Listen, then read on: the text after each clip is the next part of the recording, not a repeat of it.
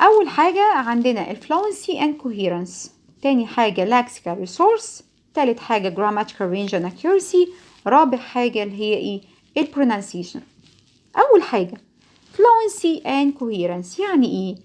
أول حاجة نبتدي بباند 5، وباند 5 بيقولك may overuse certain connectives and discourse markers. انت عندك بالظبط كأنك عندك كلمة actually واشتغلت الامتحان كلها الربع ساعة. actually I live، actually I work، actually كل اللي عندك هو actually و will بس، مش حافظ غيرهم وعمال تكررهم. هنا الاكزامينر هيحطك في باند ايه؟ باند 5. باند 6 بقى بيقولك ان انت بتستخدم لا range of connectives، بتستخدم لا عدد اكبر بس مش بتعرف تستخدمهم في مكانهم الصح، فانت حافظهم بس مش بتعرف تستخدمهم صح وسط كلامك، وده بينقصك في السكور. طيب كمان باند 7 بيقولك ايه؟ باند 7 بيقولك لو انت اتكلمت من غير ما تعمل مجهود والاكزامينر مش حاسس ان انت مجهد وانت بتجمع الكلمات والجمل، هنا بتبقى عندك فلوينسي عالية وبيديلك 7، وممكن يديلك 8 لو انت بقى عندك اللغة اقوى وكمان بتعمل ريسبونس بشكل مظبوط وما بتكررش كلماتك. طيب نروح نشوف اللكسيكال ريسورس.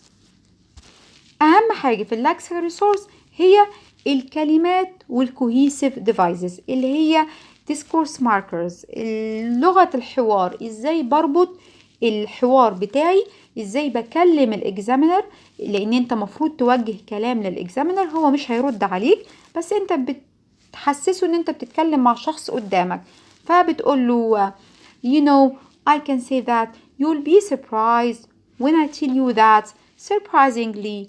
فالكلام ده لما انت بتستخدمه بيعلي السكور بتاعك. في اللكسيكال ريسورس مهم جدا موضوع الايديوم. موضوع الايديوم بيعرف الاكزامينر ان انت شخص متمكن من اللغة، فلك ان انت تعرف ان اللي بيستخدم ايديوم بياخد باند 7 بس بيستخدم ايديوم صح في مكانها مربوطة بالجمل بشكل منطقي، ده بياخد باند 7. كمان لو عندك a wide range of vocabulary ده بيخليك تعلى في اللكسيكال ريسورس.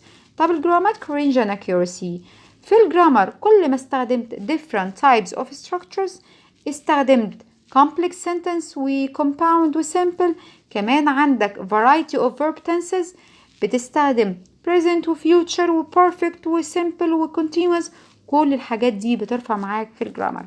اخر حاجة البرونانسيشن، والبرونانسيشن اهم حاجة عايز تعرفها فيها هي L1 accent.